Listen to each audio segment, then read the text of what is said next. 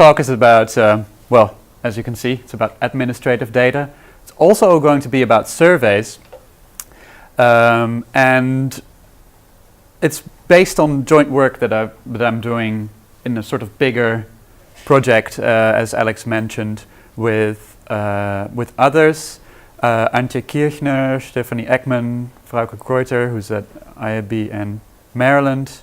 Then Pauline Pankowska, Dimitris Pavlopoulos and Bart Bakker from the Free University of Amsterdam and also from Statistics Netherlands.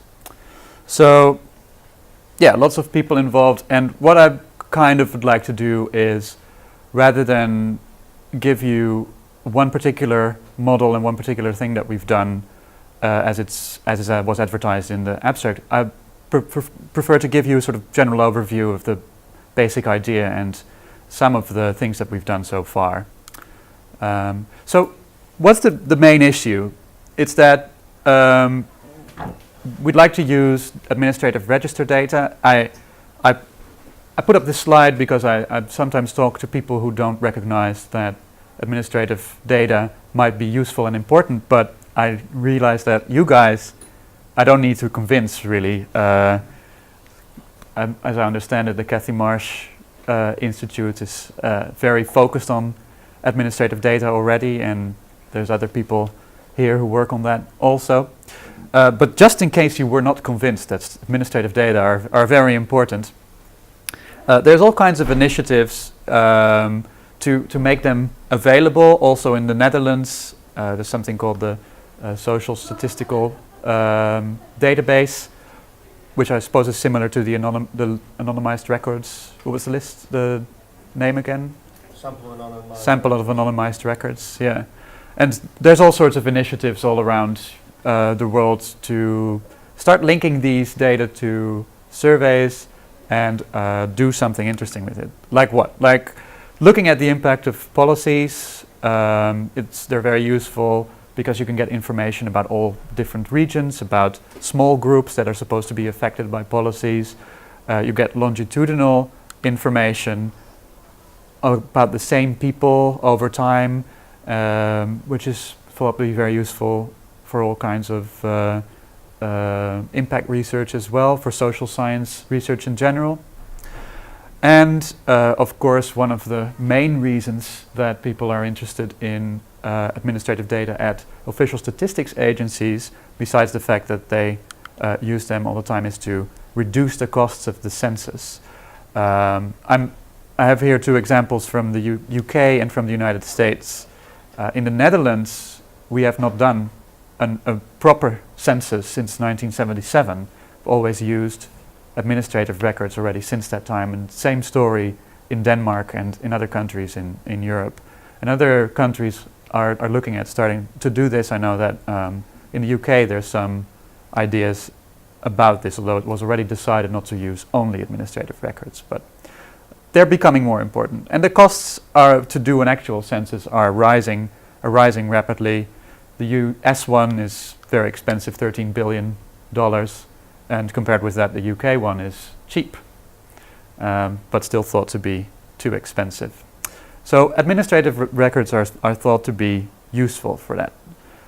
So things from that you can get just from the usual operation of government, such as births, deaths, tax records, municipal records, employer databases, and all these types of things are going to be used more and more. But one of the issues when you're going to use any kind of data is how good they really are for the purpose that you're using them for.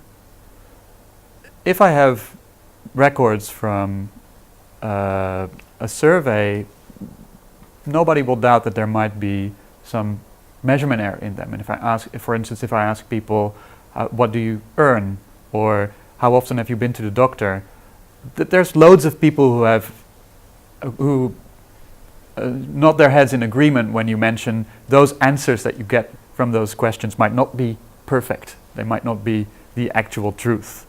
And I'm getting some of those nods right now. So, but when you mention that with administrative data, maybe in this room that's not a controversial statement, but outside of it, it might be people are more surprised to learn that there might be measurement error also in those.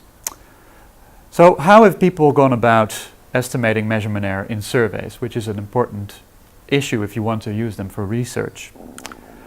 And well, one idea is to use administrative registers as the truth. That's what people have done. So they do a survey, and they link them to administrative registers, and then you can see, how good were the questions if I compare them to the admin records, assuming that the admin records were true.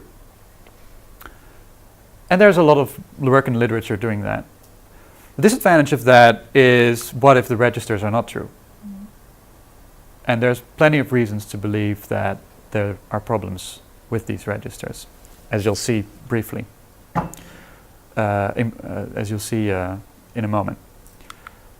Another idea is to have multiple survey measures. So if I can ask you, how often have you been to the doctor last week? And then I can wait a bit and I can ask you, and how often have you been to the doctor last week? And then hopefully those answers will correspond. And from the correspondence or divergence of the answers, you can build models and you can estimate the reliability of those questions. But you have to assume a lot of things for those. You have to assume a lot of things for that procedure to work. For instance, you have to assume that if I ask you, how often have you been to the doctor last week? And then we chat a bit about other stuff, and then ask you, how often have you been to the doctor last week? That if you made a mistake in the first instance, then in the second instance you've forgotten completely what answer you've given, and any mistake that you make there is just totally random again. Which is probably not true.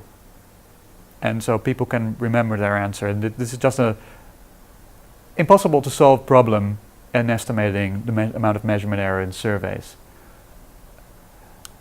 In admin registers, you also should be very interested in how good they are, because after all, they've not been collected for the purpose of doing social science.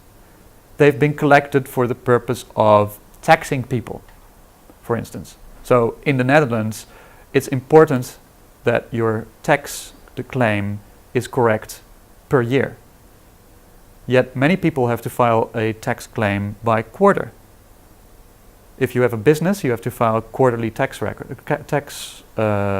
declaration.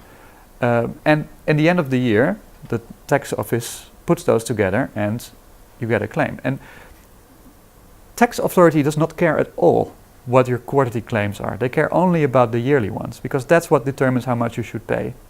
And so we see all kinds of bizarre effects, like most business happening in December, because that's the last quarter and that's where people put all the stuff that they forgot to put in all the other quarters, right?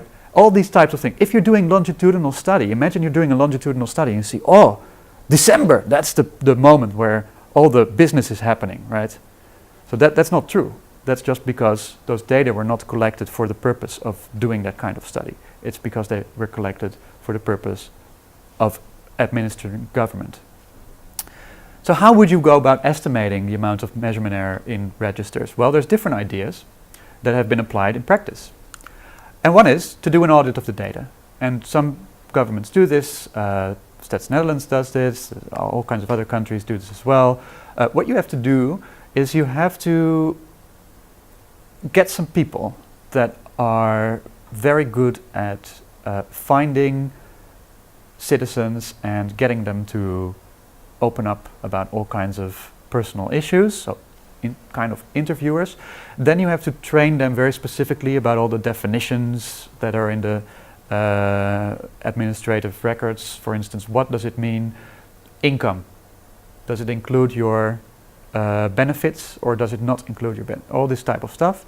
And then you have to make them into special officers. They are kind of like policemen, so they have special powers. Because otherwise you cannot oblige people to participate. And the costs of doing that are extreme. And so it's only possible to do that for a very small subsample of records. You could never do that for everything. And you could never do that for every variable either that you might be interested in studying for social purposes. Alternatively, then this is also what many official statistics agencies do. For instance, Census Bureau in the United States does this. Again, Stats Netherlands, Stats Sweden, and also ONS do this. You use surveys as the truth. So we have the administrative record, and then we go and ask people, actually, what was your income? And then if there's a difference, we call that measurement error in the admin record. But then the problem is, what if surveys are not perfect?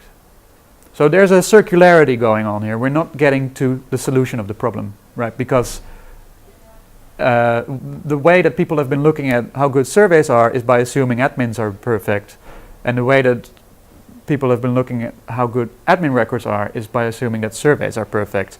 And so the people producing the data assume that the other people are doing a perfect job.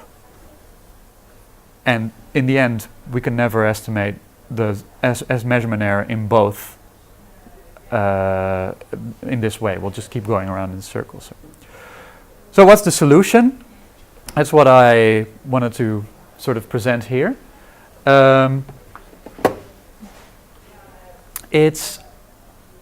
We want to do this. We want to estimate the amount of errors in surveys and in registers. And we do not want to assume that either one of those are perfect. We also don't want to assume that if you make a mistake in answering a question, then that mistake is never repeated again by the same person. And finally, administrative records and these types of variables that we're studying here are often categorical. So for instance, they could be the neighborhood that person lives in, or it could be whether you're full-time or part-time employed, or whether you have a fixed or a permanent contract, a fixed term or a permanent contract. And so we want to have models that allow you to do these types of things not only for continuous data, but also for categorical data. And so that's what we're working on. We're working on a solution that covers this. And the solution that we suggest is to use latent variable models for linked survey and register data. So what does that mean? It means that you do this thing that people have already been doing for a while. You get an admin register, you link it to a survey that supposedly measures the same thing, but then you don't assume that either one of those is perfect, but rather you build a model on top of it that assumes an unobserved truth that has caused both of the answers, both of the observations. That's in a nutshell how it works. And then I can show you equations and explain a bit more about how it works technically. But if you, it's the same idea. The idea is that there is an unobserved truth, which is called true here. So that's what we don't know. What we do know is we see a value in a register, we see a value in a survey, perhaps with some other variables that we might want to relate it to, like gender or age, or whether you're in a neighborhood that has been the target of a policy intervention. And what we say here is this is the observed data, right? It's register, survey, and these covariates. And what we claim here is that the correspondence between the register and the survey is due to the fact that they both measure the truth. And what we observe has been marginalized over the truth. So what we see is something summed over the truth in a sense. What this does is you need linked administrative survey data, because otherwise you will not be able to get this part of it. You don't assume that the register is true or that the survey is true, because what we're estimating here is what's the probability, for instance, of getting a particular value, like seeing that somebody's marked as a woman in the registers when they really are a woman, and what's the probability that they are marked as a man when they really are a woman, right? And here, for the same for the survey, what's the probability that a person says they are a woman when they really are a woman, and when they say they are a man when they really are a man? And that's the things we are estimating. So we don't assume those probabilities are 0 and 1. They can be between that.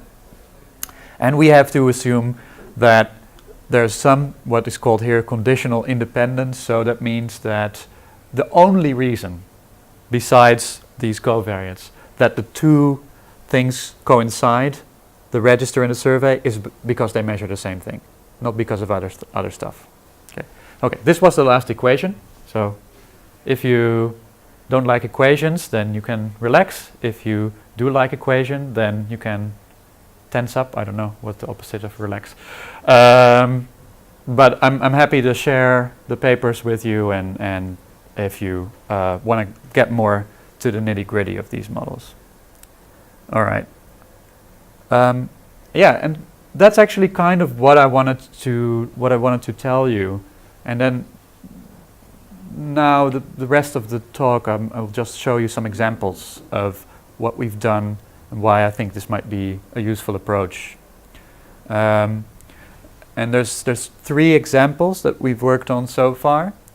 And the first one is about the place where I'm from, which is Amsterdam. It looks like this. Maybe you already know if you've already been there. And one of the things that you do not see in this picture, so I like latent variable models. I like to study things that are unobserved, right? So what is unobserved in this picture? People, thank you, yes. There are people in Amsterdam, and they live somewhere. And that's a very important datum for all kinds of purposes. Where do people live? How many people are in each neighborhood of the city? You need to know that if you want to allocate money, right? You just mentioned the districts for voting. Then it's important how many people are in each district. So you want to count that properly. Will really influence politics, for instance. And in the city of Amsterdam, it's also very important for allocating money to the local government. So if some people are misclassified, then somebody will get less money to do roadworks and special projects for those people. Also, if you're interested in policy, there might be one of the neighborhoods which are marked for some policy intervention, usually done on neighborhood level in the Netherlands. And so if we wanted to look whether people who live in that neighborhood are now, for instance, happier, more satisfied with their neighborhood or whatnot, if we also have a lot of people that we think live in that neighborhood but actually they lived somewhere else, then why would we expect an effect, right? So then, and also vice versa, people that we think live somewhere else and actually live in a neighborhood, we wouldn't be able to see it. So it's very important for all kinds of purposes to know who lives where. It's a very basic question, and you would expect actually that these records must be perfect, right? So there's an administrative register in the city of Amsterdam. It just says person such and such, they exist, they live here, and they live at that address which happens to be in this neighborhood. So just for your idea, that's what it looks like from the top. It's a bit less flattering picture of the city, but it gives an idea of the different places that people can live in. And there's also a part where people cannot live, officially. Although I personally know at least one person who does. So there's some problems there as well. What do we have? What are the data that we have? Like I said, linked administrative survey data. This is a super simple example. So we just ask people, in which neighborhood do you live? That was one question. We also ask people, what is your postcode? And from the postcode, you know directly where they live. You can just figure it out. And then the register itself also has a postcode in it. And the register is what's being used to determine, all these important things. So we have 3 measures now, actually, not just 2, not just a survey and a register, but we have 2 survey measures and 1 register measure. And the hope is that those all give the same answer, right? That they all say the same. Like a person says, I live in south, Zuid is south, then the postcode they give corresponds to that, and the record we have in the register also corresponds to that. And now you think he's going to say, but that's not true. Well, I have to say, as a methodologist, I like it when there are problems, because then I can solve them. But as a citizen, I'm happy to report that that is broadly true. So what we will see is that these records are indeed quite good. And then later we'll see some example of where that's absolutely not the case. So what do I do? So I mentioned linked administrative register data, right? And I also mentioned latent variable models, that equation that I showed earlier. So what's the latent variable model part? That's this shown in this picture. And the idea here is that all the squares are observed variables and all the circles or ellipses, I guess, are, and I guess I should have said rectangles, all the ellipses are unobserved variables. So I only have a data set with 4 variables in it, but I pretend that those 4 variables actually came from a data set with 6 variables. These 4 and then 2 more. And I don't observe those variables, so I lost them forever. There's nothing more I can do. But what I can do is work out, by making some assumptions that are shown in this picture, how strong the relationship was between, in this case, the true neighborhood of residents and the register record, the survey record, and the other survey record. And how strong that relationship is a measure of how good those records are. Right? So this arrow here would be, for instance, the probability that you say, I live in the south, when you really live in the south. Right? Or I live somewhere else when you really live in the south. And now there's 7 neighborhoods, so there's 49 of these numbers. There's also this covariate, also called it X in the other equation. That's the survey mode. I had to include that because actually the survey that they did was done in different ways. So some people got a face-to-face interview, other people got a mail interview, other had a web, and some were even telephone. And so there could be a difference in the mistakes that people make over the phone versus over the mail, and then that has to influence the survey answers, right? But it can't influence the register because that was not measured by that mode. Also, the survey is correlated with the neighborhood of residents, because in some neighborhoods there are more people who don't respond to the survey, and then they escalate the insistence of the survey mode, so to speak. So if you don't respond over the mail or over the web, then you get a letter, and if you don't respond over the letter, then they phone you, and if you still don't respond, then they come to your house. If you want to know more, there's an expert over there in this type of survey design. And finally, I have this thing here, which is a method factor. And what that is a way to model the fact that people who make a mistake here will probably make the same mistake here. So for instance, there's one neighborhood, which is the south, which is really the most affluent and fancy one. Okay, and then there's another one which is the, let's say, least fancy one. And they border each other.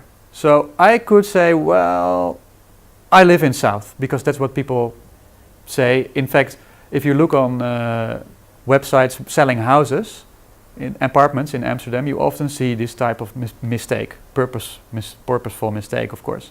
A house it's actually just across the border in the not so fancy neighborhood, but they pretend that it is in the fancy neighborhood, so people will react more. And so if you do that with the direct answer, then you probably will do it here as well. Or at least it's more likely that you will think of a postcode that corresponds to that mistake, right?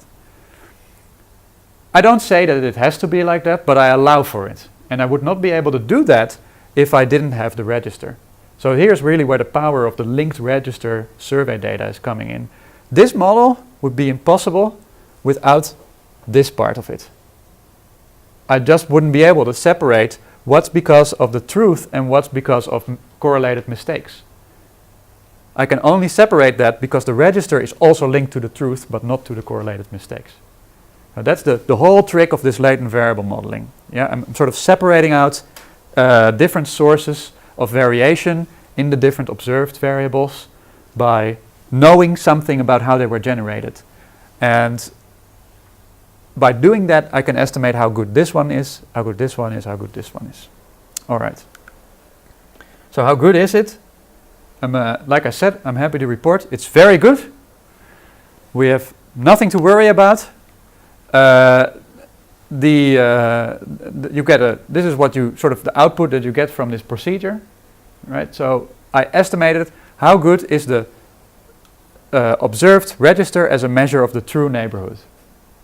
So this number, for instance, is saying if you live in the center of Amsterdam for real, then the probability that you are marked in the register as center is estimated as, well, close to 1, I should say. There's some decimals behind that, but we won't bother with those.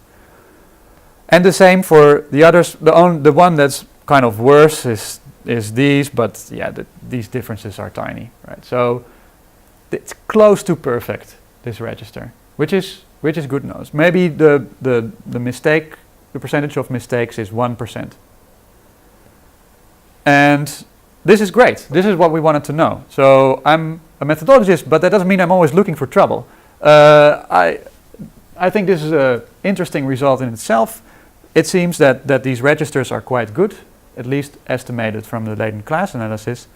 As I should have mentioned, this model is called extended latent class model. And more importantly, I could arrive at these estimates without ever needing an audit. So we didn't need to, get all of these special officers and pay them and bother a lot of people in their home to work out that this register is quite good. I only needed to link the register to survey data and apply this latent variable model, and I got these estimates in a much cheaper and more efficient way. However, the audit was actually done because at the time the municipality of Amsterdam was obligated to do this audit. And they did it, and they estimated that the amount of mistakes in the register is about 1%. So that checks out with what I got from this procedure.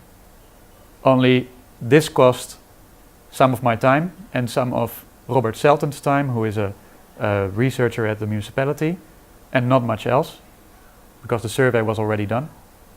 And the other thing cost millions and millions of euros. So that's the advantage of these things. That's why I think there's some value to this. Okay. I'm going to do one more example, I think. There's 3 examples, but I also kind of want to get to questions, and I'll show you one more example that I think is interesting. So I'm going to skip this example. This is an example about how much people earn from different kinds of employment. So this is about income, and we also had data on how long people were employed by their employer. It's very interesting. It's of course used for economics research all the time. Return on education, all that kind of stuff, effect of job training programs, you name it. This is important data, and it's official data from the IAB, the Bundesagentur für Arbeit. That's the German Federal Employment Agency, which is charged with official statistics on labor in Germany. There we also were able to link registers with surveys, and this time we were able to do that not just for one variable like the neighborhood example, but for 3: the full-time employment, part-time employment, and some other kind of employment called marginal employment, that is a specific kind of employment that they have only in Germany. And so by separating out the fact that some of these, I know they are all from the register, they might have errors in common. Some of these are from the survey, they might have errors in common. But what the survey and the register have in common is that they both measure the truth. By doing that, I can get back not at the original values, those are lost forever, but at the quality of these registers as a measure of the truth and the quality of the surveys as a measure of the truth. And there we find actually that this quality is not perfect by any means, but rather it's about 20% measurement error in these measures. And that's a lot. If you think about doing a regression, if you do a simple regression with income as the independent variable, for instance, then if there's 20% measurement error, then that's how much the regression coefficient will be lowered. So it will look like it's much lower than it really is. And if there's interaction effects in your model, then it all becomes more complicated. You can also get negative slopes where there really were positive. So it really leads to bias, this kind of thing. And it's important to know that and hopefully to correct for those effects. So that's where I think this is also useful. The final example that I wanted to talk about was an example, again, in the Netherlands. So it's done with people from Statistics Netherlands and from the Free University of Amsterdam. I have here a picture which is actually not in the Netherlands but in Belgium, but it's very relevant because it's people protesting new laws on flexible labor, and this is a very big issue in Belgium currently and also in the Netherlands. So the terms by which employers can employ people for a certain period are changed. It's stimulated that people get more and longer part-time contracts, fixed-term contracts, so contracts that end after a certain period rather than permanent employment.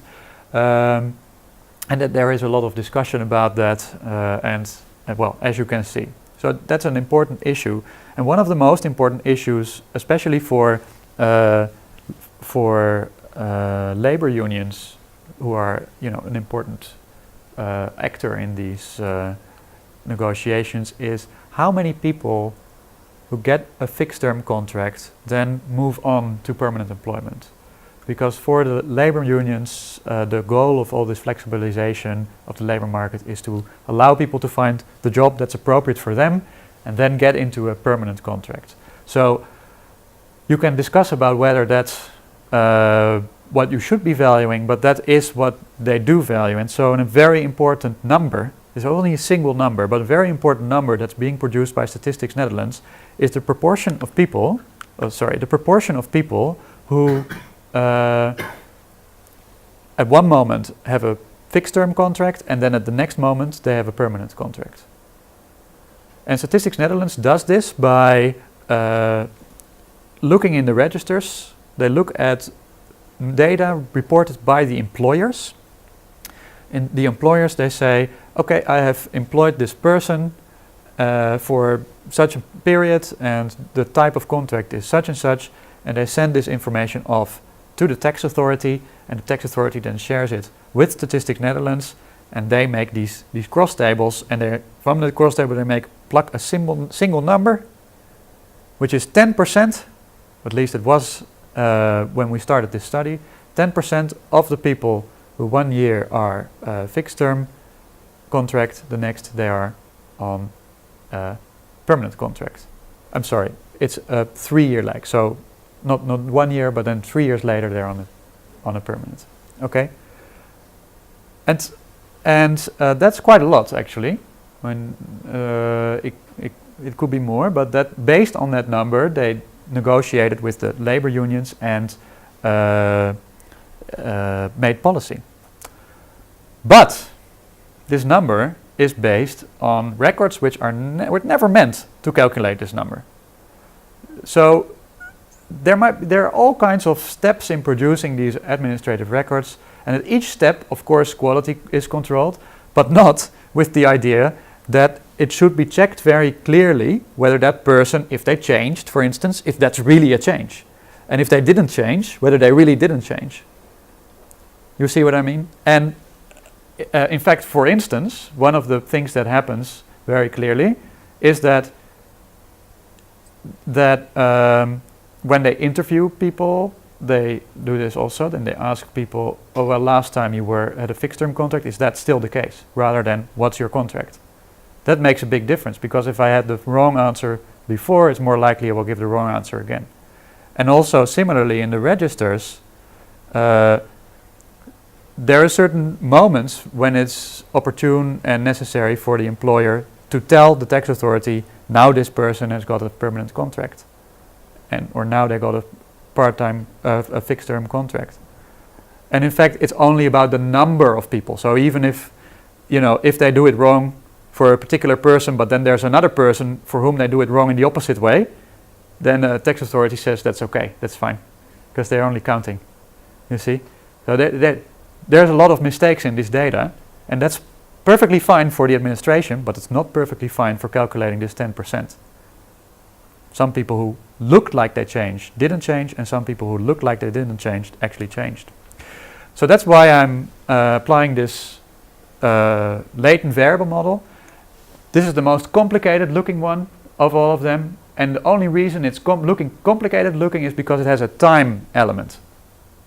So if you forget about all of this part here, see, then just look at one time point, we see something that should look familiar by now. There is a register and there is a survey, which is the labor force survey. And the reason that they are related to each other is that they both measure the truth. That is what this model is saying. And besides that, the survey, if you make a mistake, then in one point of the survey, you will keep making it in other points. So there's a dependence between the errors, just like there was with the in the simpler model with the neighborhoods, if you remember that part. Yeah.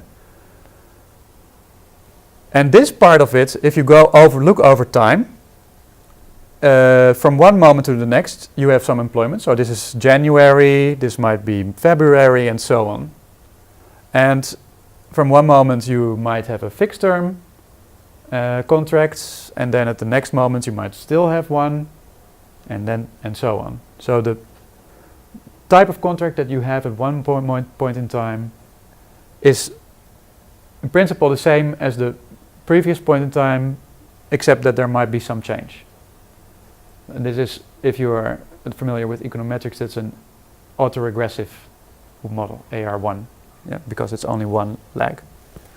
But now this AR1, this autoregressive, is on the latent part. So it's the true employment contract which is changing from one moment to the next, and it's this change that I'm interested in. Then there's also some covariates, which I won't go into, but they can influence the contract that you have and also how much you change. So we got these data, linked administrative register data and overtime, and we applied this model. And there we see really, really big measurement error in the register. Huge measurement error, in fact. Not for the people who have true permanent employment. Those records are 90% correct. But for the people who truly have a fixed term employment, the estimate of the correct proportion of records was only 50%, a little bit over 50%. So almost half of them are classified as permanent when they really are fixed term. At least that's the estimates that you get from this model. Yeah. And then there's another type of employment which is similar to permanent. Now, of course, this is going to have a huge effect on any estimates that you create, like the 10%. Because if I'm cross-tabulating fixed-term people at one point with permanent people at the next point, but most of those fixed-term people were permanent in the first place, and some of the permanent people were actually fixed-term, then the number is going to be totally wrong.